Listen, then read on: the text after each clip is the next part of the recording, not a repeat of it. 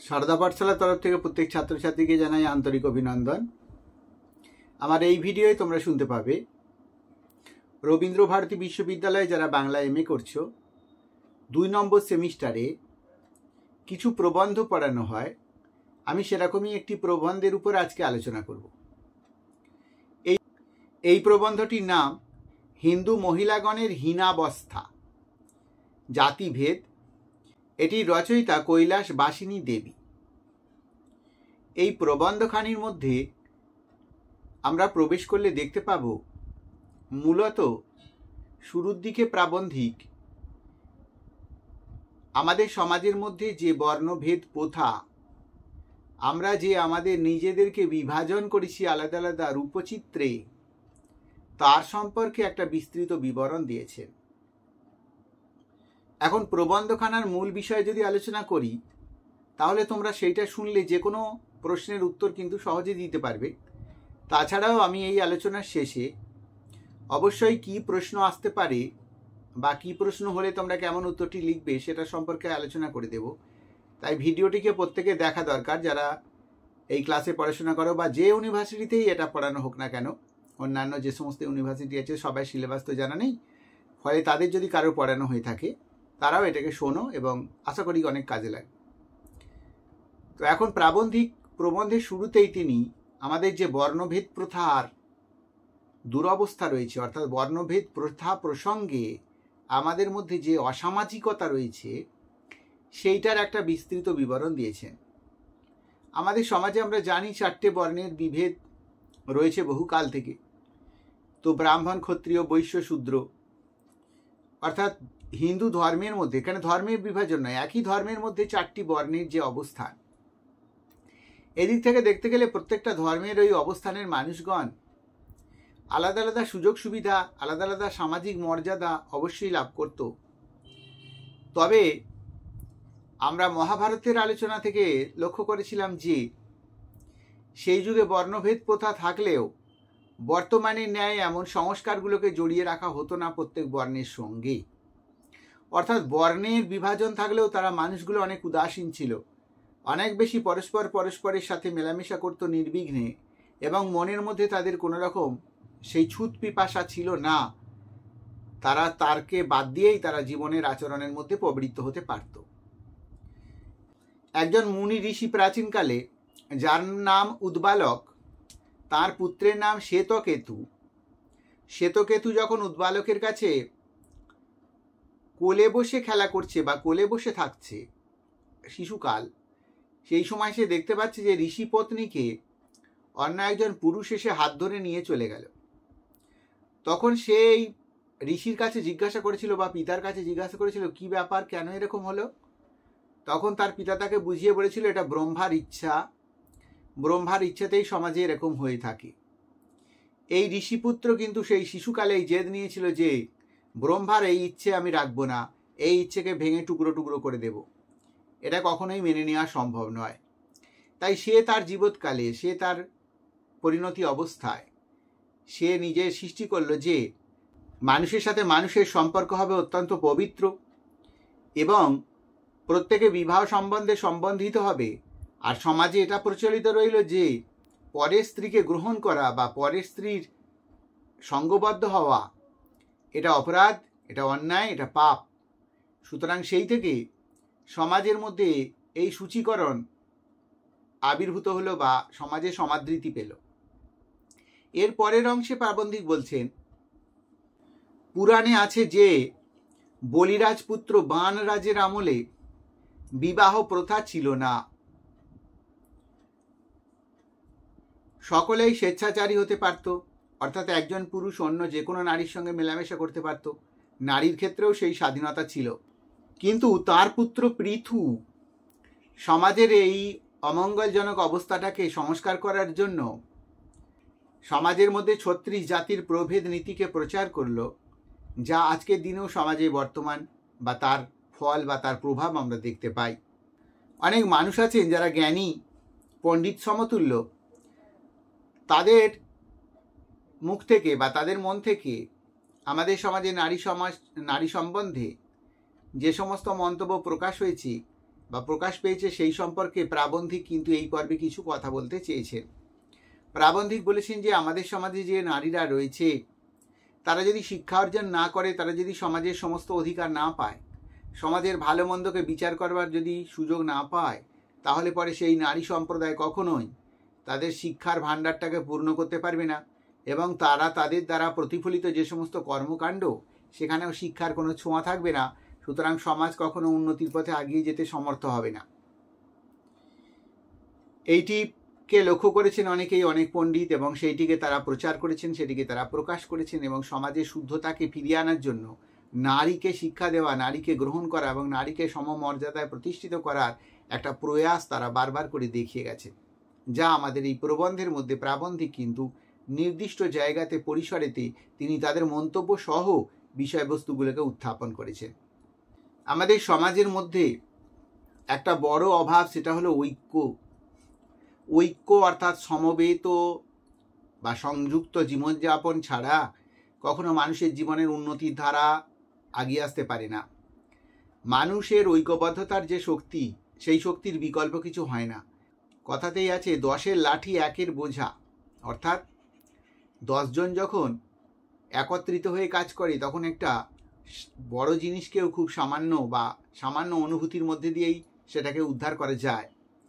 অথচ একজন মানুষ যখন কোনো জায়গায় সংযুক্ত হয় তখন তার কাছে ক্রিয়াকর্মের পরিমাণটা এত বৃহৎ আকারে এসে হাজির হয় যে সেটা বোঝা স্বরূপ তিনি তখন গণ্য করেন এবং সেটাকে অতিক্রান্ত করা তার পক্ষে অসম্ভব হয়ে পড়ে।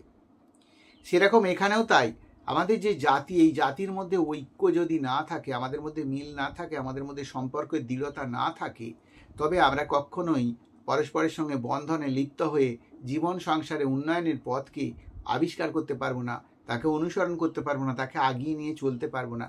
সুতরাং আমরা পিছিয়ে পড়বো, আমাদের জীবনযাত্রা আর ততটা অগ্রশীলতার পথকে অন্বেষণ করতে পারবে না বা খুঁজে পাবে না। ফলে আমরা সেখান থেকে ব্যর্থ হব এবং আমাদের জীবনের একটা অসহায়তার রূপকে আমরা ফিরে পাবো। সেই জন্য প্রাবন্ধিক এখানে বারবার উল্লেখ করেছেন যে ঐক্যের আবশ্যিকতা রয়েছে। ঐক্য অর্থাৎ সংযুক্তিকরণ, প্রত্যেক সমাজের প্রত্যেক স্তরের প্রত্যেক গোষ্ঠীর মধ্যে ঐক্যবদ্ধতার আবশ্যকতা রয়েছে, যা মানুষের মধ্যে নেই বললেই চলে বা নিরবিচ্ছিন্ন। সুতরাং সেই অবস্থাটাকে ফিরিয়ে আনতে বা মানুষের পরস্পরের সাথে সেই সংযোগ রক্ষা করতে এবং একে অপরের সুখ দুঃখের অবস্থানে নিজেকে নিযুক্ত করতে চেষ্টা বা ফলপ্রসূ হওয়া উচিত। প্রাবন্ধিক বলছেন আমাদের নারীদের উন্নয়নের জন্য আমরা সমাজ জীবনের সংস্কারের পর্বে একটা বড় সংস্কার করতে চেয়েছিলাম, সেটা হচ্ছে বিধবা বিবাহ। আমরা বিধবা বিবাহের মধ্যে দিয়ে অল্প বয়সী যে সমস্ত তরুণীরা তাদের স্বামীকে হারিয়েছে এবং সারাটা জীবন ধরে নিয়মানুবর্তিতা এবং সমাজের যে প্রেশার, সংসার সমাজের যে উৎপ্রেষণ, সেই উৎপ্রেষণকে মাথায় নিয়ে পাপের জীবন তথা শাস্তির জীবনকে তারা বহন করে চলে। ফলে তাদের জীবনে সুখ স্বাচ্ছন্দ্য থাকে না, তারা অসহায় হয়ে থাকে। মানুষের একটা বিরাট পরিণতি বা বিরাট অংশ এমন একটা অসহায়তার দিকে ঢলে থাকলে তাহলে কখনোই সেই দেশের উন্নয়ন বা সেই দেশের মানুষের ভালো দিক উঠে আসতে পারে না। সেই জন্য তিনি দেখাচ্ছেন যে মানুষ একসময় লড়াই করে, একসময় প্রতিবন্ধকতার বিরুদ্ধে দাঁড়িয়ে আমাদের বিধবা বিবাহের প্রচলন করেছিলেন। সেই বিধবা বিবাহের প্রচলন করতে গিয়ে বিদ্যাসাগর মহাশয়কে অনেকবার ইট খেতে হয়েছে, অনেক সমস্যার সম্মুখীন হতে হয়েছে, অনেক খারাপ কথাও শুনতে হয়েছে। কিন্তু এই বিধবা বিবাহের পিছনে আমাদের যে প্রাবন্ধিক, এই প্রাবন্ধিক কিন্তু একটু বিরুদ্ধতার কথা বলতে চাইছেন। তিনি বলতে চেয়েছেন যে আমরা যে এই বিধবা বিবাহকে আটকাবার বা ব্যবস্থা করবার চেষ্টা করছি, তার আগে যদি বাল্যবিবাহ এবং কৌলিন্য প্রথা এই দুটিকে রোধ করা যেত, এই দুটিকে আটকানো যেত, তাহলে আমাদের বিধবা বিবাহের খুব বেশি প্রয়োজন হতো না। কারণ বিধবা সাধারণত অল্প বয়সী মেয়েরা বিধবা হওয়ার সুযোগ পেত না বা বিধবা হতে হতো না তাদেরকে। কেন না, তাদের সংসার জীবনে তাদের স্বামীর সঙ্গে যে সম্পর্ক, যে বয়সের পরিবৃত্তি, তাতে করে তারা সুখে জীবনযাপন একটা দীর্ঘ স্তর পর্যন্ত করতে পারত। কিন্তু বর্তমান পরিস্থিতিতে যেভাবে আমাদের সমাজকে সাজানো রয়েছে, যেভাবে সমাজের নানান রকমের সংস্কারকে রাখা রয়েছে এবং সমাজে নানান অনাচার বর্তমান রয়েছে, তার ফলবশত আমরা দেখতে পাই যে আমাদের সমাজে বহু বিবাহ এবং কৌলিন্য প্রথা, অর্থাৎ একটা পুরুষ বহুবার বিবাহ করতে পারছে বা নাবালিকা বিবাহ করছে, আর হচ্ছে যে ওখানে কৌলিন্য প্রথা অর্থাৎ কুলীন যারা, তারা সাধারণত আমরা জানি যে কুলীন সম্প্রদায়ের মেয়ের পরিমাণ কম, পুরুষের পরিমাণ কম এবং মেয়ের পরিমাণ বেশি। সুতরাং বশত বা যে কোনো কারণেই হোক না কেন একজন পুরুষের বিবাহ অর্থে একটি জায়গায় দুটো নারীও সেখানে সম্পাদন করলে তাদের খুব একটা কিছু গুরুত্ব থাকতো না। অর্থাৎ কৌলিন্য প্রথায় নারীর যদি সময় মতো বা শিশুকালে বিবাহ না দেওয়া যায় তাহলে পরে কিন্তু তাকে একঘরে হতে হতো, শাস্তি পেতে হতো। সেই জন্য সে যেন তেন প্রকারেণ একটা পাত্র দেখে, অনেক সময় বাপের বৈশী পাত্রের সাথেও ওই কুলীন কন্যাটির বিবাহ সম্পাদন করা হয়। ফলে বশত কিছুদিন পরে ওই বুড়োটি মারা যায় এবং সেই মেয়েটি বিধবা হয় এবং তাকে তখন বিধবার বিবাহ দেওয়ার প্রয়োজন। কিন্তু যদি আমরা আগে কৌলিন্য প্রথা রোধ করতাম, যদি আমরা আজকে এইরকম অবস্থাগুলোকে আটকে রাখতাম, তাহলে পরে আমাদের এই ন্যাচারাল অসম্মানজনিত কাজটিতে হাত দিতে হতো না। সহমরণ একটা সমাজের মধ্যে বিষক্রিয়া, সহমরণ আমাদের জীবনে একটা অভিশাপ। সেই সহমরণকে অতিক্রান্ত করার জন্য বা সেটাকে বাদ দেওয়ার জন্য, সেটা সমাজ থেকে চ্যুত করার জন্য প্রচুর আন্দোলন, প্রচুর মানুষের বিবাদ এবং বিতংসা এসে হাজির হয়েছে। মানুষ একে অপরকে তার নিজের শত্রু বলে মনে করেছে। আমরা জানি যিনি এই কাজ করেছিলেন, সতীদাহ প্রথা নিবারণের কাজে প্রথম প্রবৃত্ত হয়েছিলেন বা একমাত্র পবিত্র ব্যক্তি হয়েছিলেন, তিনি হয়েছিলেন বঙ্কিমচন্দ্র চট্টোপাধ্যায়। তিনি হয়েছিলেন রাজা রামমোহন রায়। রাজা রামমোহন রায়ের জীবনে এমন কিছু কুৎসা এসেছে, এমন কিছু তাকে মানুষ উপহার দিয়েছে, এত অত্যাচারের বাণ তার দিকে ছুড়েছে যে তিনি তার জীবনযাত্রায় অনেক সময় কানে আঙুল দিলে বোধহয় অন্যরা সুবিধা পাবে বা অন্যরা রাজা রামমোহনের প্রতি শ্রদ্ধা রাখতে পারবে। তাই রাজা রামমোহনের সেই যে কৃতিত্ব, সেই যে কাজ, সেই যে কর্মাদি, সেই কর্মাদিকে কিন্তু বিশেষ করে মানুষ পুরস্কৃত করেনি, বরঞ্চ তাকে তার এইরকম হঠকারিতার জন্য তাকে অনেক মানুষ ছোট করে দেখে। অনেক মানুষ মনে করে যে আমরা যদি নারী সম্প্রদায়ের শিক্ষার ব্যবস্থা করি তাহলে পরে আমাদের নারী আমাদের আর কষাঘাতের মধ্যে থাকবে না, আমাদের এখতিয়ারের মধ্যে থাকবে না। সে তার জীবনটাকে তার মতো করে পরিচালনা করবে, ফলে সে রাজনীতিতে বা রাষ্ট্র পরিচালনায় অংশগ্রহণ করবে, সেই শিক্ষা অর্জন করে শিক্ষা প্রদান করায় অভ্যস্ত হবে। ফলবশত আমাদের এই পরিবারগুলো আগামী দিনে চলা খুব মুশকিল হবে। তাদের পরিবারের কাজকর্ম বা গৃহ সংসারকে পরিচালনা করার জন্য, বহন করার জন্য কেউ বিশেষ থাকবে না, এটাকে মনে করা হয়েছে এবং সেই জন্য তারা নারী শিক্ষাকে আটকে রাখবার চেষ্টা করেছে। কিন্তু না, তা প্রকৃত নয়। কোনো নারী যদি সুবিধা থাকে, কোনো নারী যদি খুব অসুবিধার মধ্যে না থাকে, তাহলে দেখা যায় যে সে ঘর বার দুটোই করে, অর্থাৎ সে শিক্ষাও অর্জন করে, সে চাকরি বাকরিও করে, সে তার পরিবারের লোকদের রান্না বান্না করে খাইয়েও যায়, কিন্তু তার জীবনের কঠিন পরিশ্রম, কঠিন অধ্যাবসায় তাকে এইভাবে আগিয়ে দিয়েছে। সুতরাং আমরা যদি যে কেউ এরকম অধ্যাবসায়ের মধ্যে অন্তর্ভুক্ত হতে পারি তাহলে অবশ্যই আমরা ফলপ্রসূ হব। ঠিক এই প্রসঙ্গে আরেকটা মন্তব্য করেছেন, সেটা হচ্ছে বৈধব্য যাত্রা। অর্থাৎ প্রবন্ধের পরে তিনি আবার একটা বড় করে আলোচনা করেছেন, প্রায় এক পাতা জুড়ে আলোচনা করেছেন বৈধব্য যাত্রা। বৈধব্য যাত্রা কাকে বলে? কোনো নারীর যখন স্বামী মারা যায় তখন সে বিধবা হয়। সে বিধবা হওয়ার পর তার জীবনে প্রচুর পরিমাণে সুচিতা আসে, তার জীবনে প্রচুর নিয়ম শৃঙ্খলা আসে, তাকে অনেক কিছু মান্য করে জীবনটাকে আগিয়ে নিয়ে যেতে হয়। সেই পরিস্থিতিতে আমরা দেখতে পেলাম যে আমাদের বৈধব্য যন্ত্রণা একটা বড় যন্ত্রণা। অর্থাৎ বিধবা হয়ে যাওয়ার পরে যে সমস্ত মেয়েরা বাকি জীবনটাকে ওই একাদশী, পূর্ণিমা ইত্যাদি নিয়মের মধ্যে বেঁধে ফেলে এবং পরিচালনা করে, তাদের জীবনে অনেক অসহায়তা, অনেক কষ্ট, অনেক পরিস্থিতি খারাপের দিকে আসে বা তারা বড্ড বেশি অনুশোচনায় রত হয়। তো সেই জন্য দেখা গেল যে তাই প্রাবন্ধিক বলেছেন যে এই বৈধব্য যন্ত্রণা যে কতদূর যন্ত্রণাদায়ক, তা কতদূর অসহায়, এই বৈধব্য যন্ত্রণা যে কতদূর অসহায় তা বলবার নয় বা বলিবার নয়। প্রাবন্ধিক এটাকে এতটা অসহায় মনে করেছে, এতটা অসংলগ্ন মনে করেছেন যে তিনি এইরকম ধরনের মন্তব্য করতে দ্বিধা করেননি।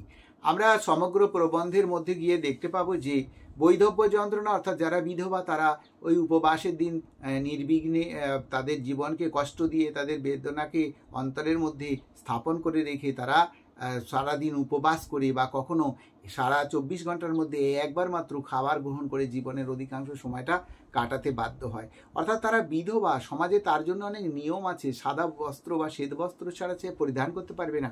তার বয়স যাই হোক না কেন, অন্য তার পাশের অনেক বয়স্ক মহিলারা তারা তাদের আনন্দ ফুর্তি ইচ্ছাতে অংশগ্রহণ করতে পারবে, কারণ তাদের বিধবা নয়, তাদের স্বামী রয়েছে বর্তমান।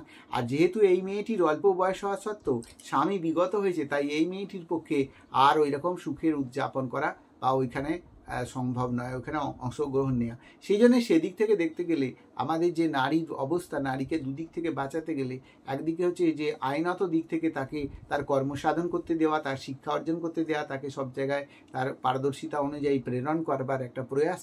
আর ব্যক্তিগত জীবনে হচ্ছে যে মানুষের জীবন অনেক বেশি যন্ত্রণাদায়ক ছিল এক সময়। বর্ণবিভেদ্যতা প্রথার যে অবস্থা ছিল সেটাকে মানুষ বহন করেছে। আজকে সেই জায়গা থেকে আমরা অনেকটা উঠে চলে এসেছি, আমরা অনেক সুখী গৃহকোণ খুঁজে পেয়েছি এবং আমাদের জীবনে ঝঞ্ঝাটহীন অনেকটাই পরিসরকে ধরাশায়ী করতে পেরেছি। এই ছিল প্রবন্ধের বিষয়। প্রবন্ধটার এই বিষয়টাকে যদি তোমরা যে কোনো উত্তরে অ্যাপ্লাই করো, তোমাদের উত্তর একটা কমপ্লিট হয়ে যাবে। তোমরা মাস্টার ডিগ্রিতে পড়ছো মানে নিশ্চয়ই জানো প্রশ্নটা কি বারংবার দুবার পড়বে, পড়ার পর অর্থটা বুঝবে, বুঝে এই মন্তব্যগুলো, এই কথাগুলোকেই তুমি ওখানে ব্যবস্থাপনা করে দিতে পারো এবং তাতে তোমার প্রশ্নের উত্তর যথেষ্ট ভালো হবে এবং উত্তর ভালো হবে বলে আমরা মনে করছি। এই বলে আজকের ভিডিও শেষ করলাম। তোমরা পরের ভিডিও দেখার জন্য অপেক্ষা করো। রবীন্দ্রভারতী বিশ্ববিদ্যালয়ের জন্য আবার আমি নতুন বাংলার ভিডিও নিয়ে আসতে চলেছি।